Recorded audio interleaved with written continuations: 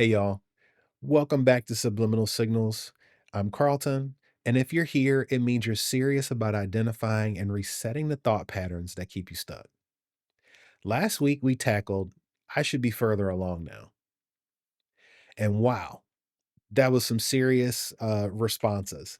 Now, I've batch recorded this podcast. And so I sent it out to some folks to kind of listen to. And I'm really encouraged by the feedback that I got. And I really appreciate everybody who had a chance to listen or watch what we already put out there.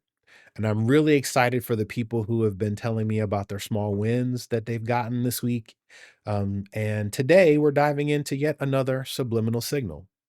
And this is probably running in your head right now, especially if you listened last week and thought, okay, I'm ready to start, but it has to be perfect.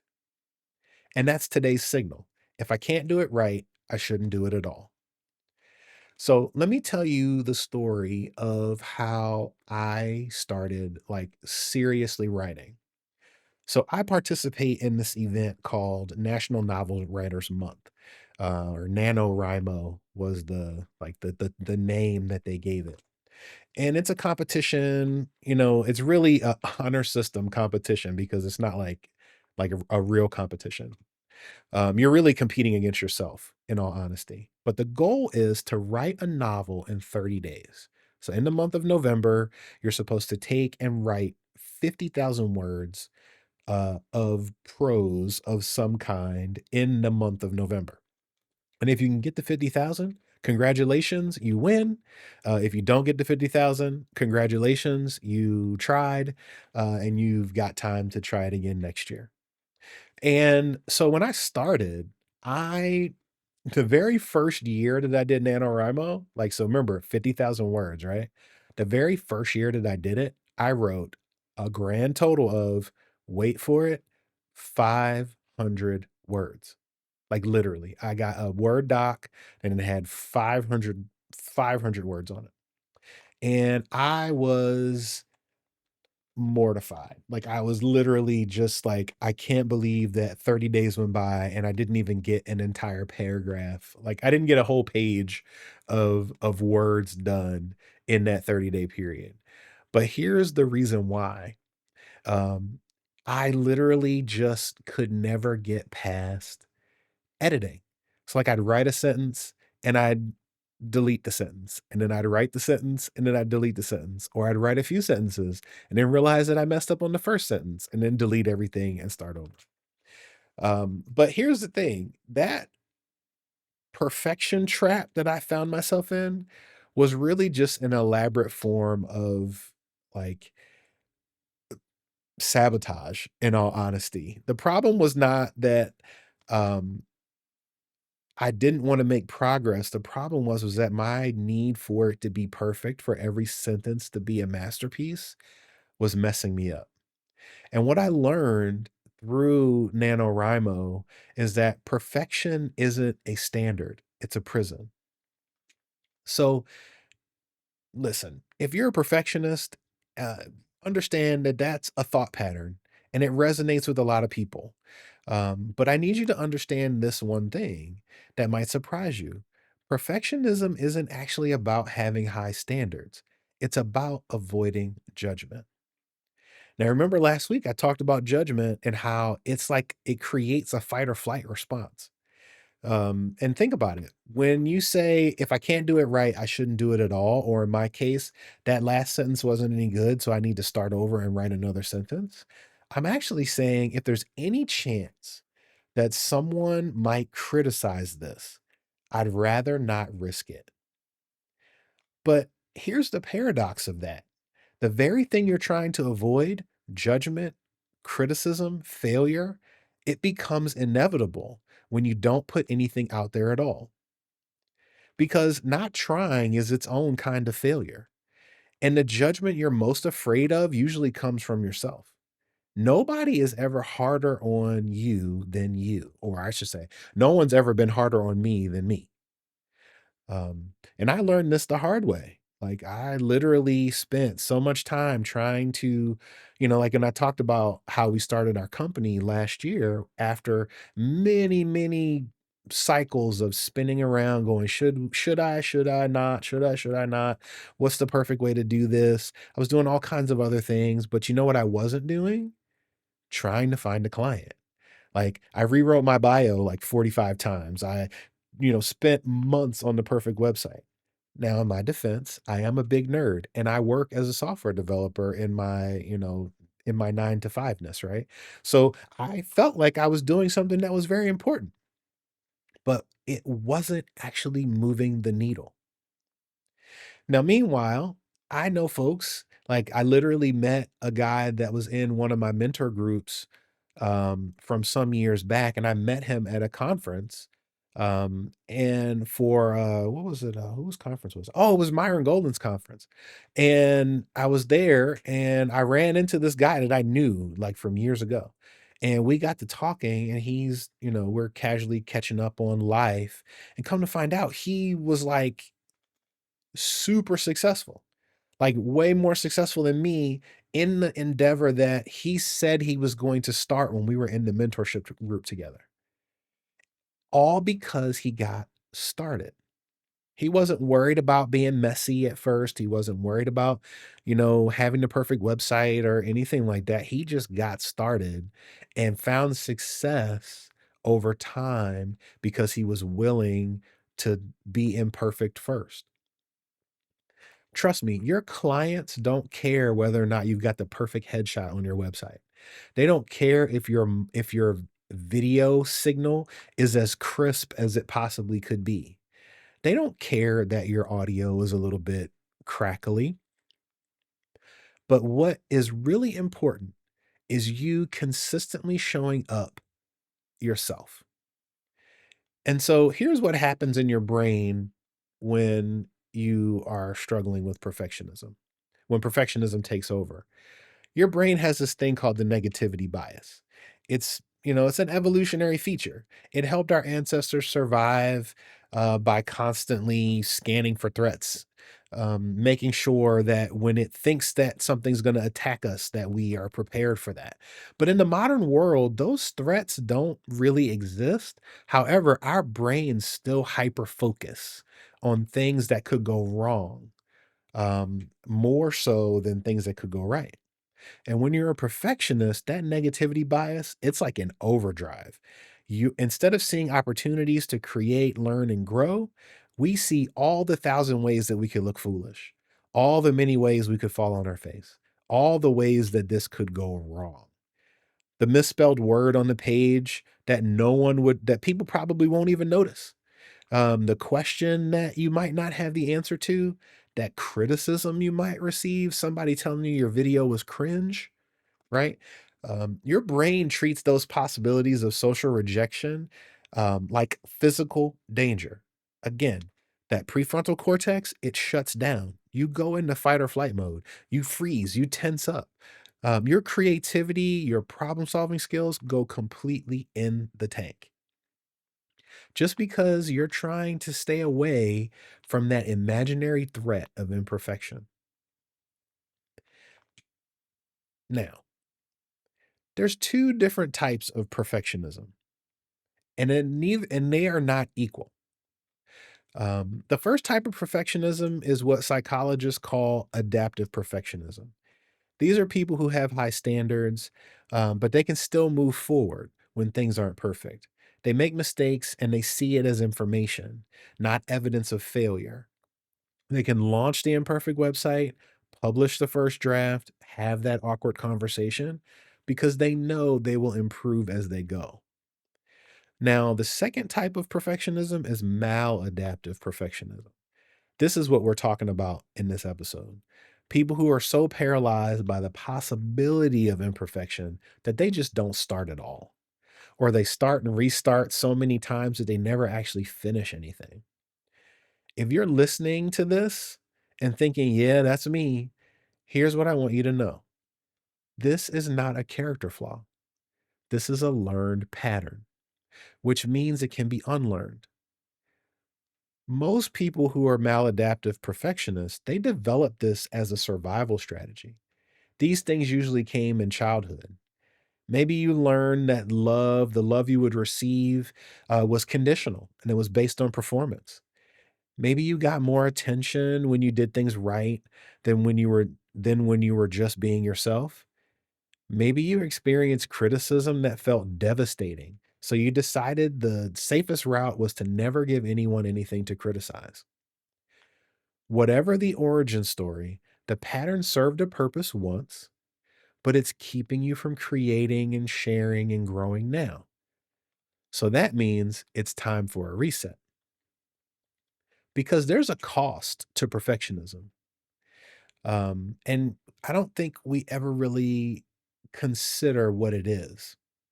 First, it costs you time, not just the time you spend perfecting, but the time you lose by not starting. Now, I know last week we talked about, the thought, "I'm not as far ahead as I or not further along," right? But I want you to understand that every day you wait for the perfect moment, the perfect plan, the perfect confidence level, that's a day you're not building momentum. You're not gathering feedback, you're not getting better through practice. Second, it actually costs you connection. That imperfect thing that you share connects with people in ways that the perfect thing never could. Your vulnerability, your humanity, your willingness to be seen, you got to figure that out. And it only happens by doing. And that creates real connection connection with the people around you, connection with your audience if you're doing things in a public forum. And third, it costs you growth. Every mistake you avoid is a lesson that you don't learn. Every piece of feedback that you don't receive because you didn't put anything out there is an opportunity for improvement that you miss. And fourth, this is the big one, it robs you of your authentic self. When you're constantly trying to present a perfect vision of yourself, you lose touch with who you actually are. You become so focused on how things should look, that you forget how they actually feel. So, the freedom of, being good enough, right? So let me give you the rundown of NaNoWriMo. So the first 3 years of doing NaNoWriMo were a disaster. The first year, 500 words. The next year, I think I had like 1,500, and then the 3rd year, I think I made it to like 15,000 or somewhere in that neighborhood, right? But at that point, when that year that I hit 15,000, I realized that I needed to just, as they said, the guy from that created NaNoWriMo, or one of the founders, he said, "You gotta banish your inner critic." I learned that in the last bit of that 3rd year. And from that 3rd year on, every November, I'm able to bang out that 50,000 words, some years even making it more. Like, I've had one, I think my most wordy year was, like, somewhere around 80,000 words. And I can tell you now that I can write better because I took the time to stink first. Like, that first draft, I get through it as fast as possible. I wanna get through my terrible first draft as quickly as possible. Now, mind you, when you write like NaNoWriMo, you don't usually have a very useful piece of, prose, whether it's fiction or non. However, what it did teach me was that if I just plan to write a certain number of words every day, I can get through what I need to get done. And so what does that mean for me as the guy, as a person, right? And how did this work itself into my life? So about a week ago, I wrote my first book, like actual book.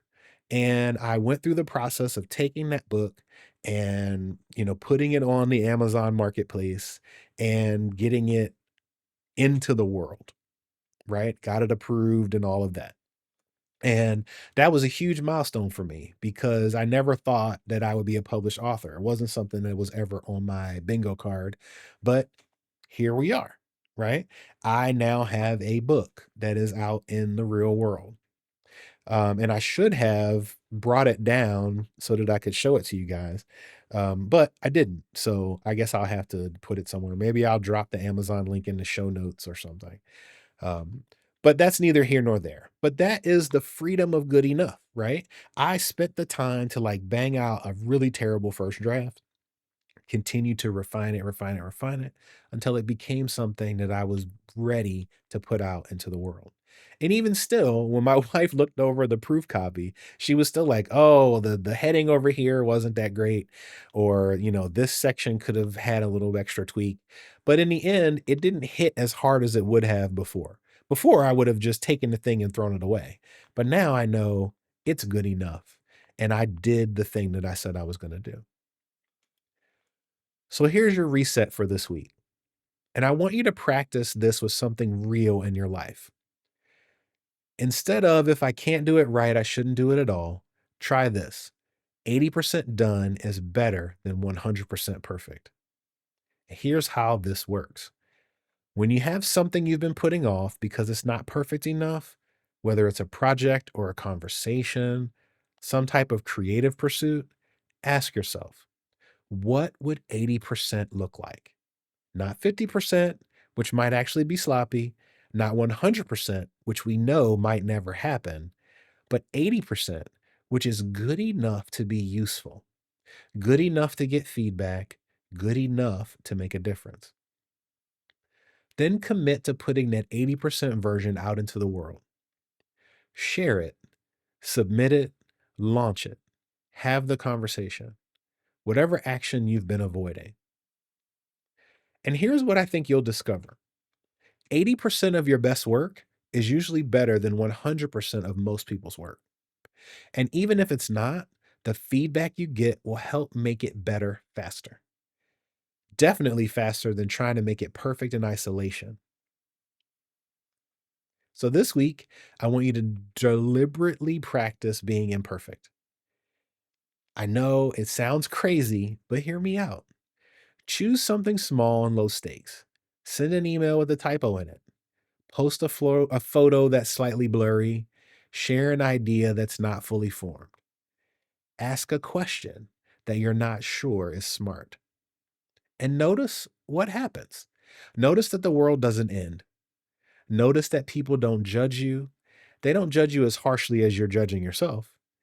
And notice that your humanity actually makes you more relatable, not less. And most importantly, notice how much energy you get back when you stop spending it on trying to be perfect. So here's what I've learned after years of recovering from perfectionism. People don't connect with your perfection. They just don't. They connect with your authenticity. That blog post that changed someone's life probably had a grammatical error in it. The presentation that expired action, it probably had a slide where the branding wasn't right or one of the text fields was off center. That conversation that deepened a relationship probably had some awkward pauses. Listen, I've been married for over 20 years. I can tell you there have been many awkward pauses, but those pauses drew us closer together because we had to figure out what we were even saying. Perfect. Listen, perfect isn't polished. It's not perfect. Perfect is let me try this again. Perfect is polished. Perfect is professional. Perfect is forgettable. Those perfect things you will not remember. Authentic, though, those authentic moments, those are memorable. Those things are relatable. Authentic is what moves people, it's what gets them to take action. So this week, I want you to choose authentic over perfect, choose connection over perfection, choose progress over paralysis. And if you're ready to practice your imperfection with a community of people who get it, join us in the Story Shift Circle. Um, I've got a new idea for a challenge, and we're going to call it the Imperfect Action Challenge. I haven't put it in the community yet, but I'm going to add a new one in the classroom. And it's going to be based on getting that 80% out into the world. It's messy, it's vulnerable, and it's incredibly powerful because when we stop trying to be perfect, we start being real. Isn't that from the real world? Isn't that what they said on the real world? Anyway, and real is what the world needs from you. The link to the story shift circle will be in the show notes, and I'd love to see what beautiful imperfections you can create this week. So until next time, remember you don't have to be perfect to be valuable. You don't have to have it all figured out to help someone else. You don't have to wait until you're ready. You just have to be willing. The world is waiting on your 80%, not your 100. Because your 80% might be exactly what someone else needs to hear, see, or experience today. Thanks for being here. Thanks for being real. Thanks for being perfectly imperfect. I'll see you next week with another subliminal signal that's probably keeping you smaller than you meant to be. Until then, keep resetting and remember, done is better than perfect.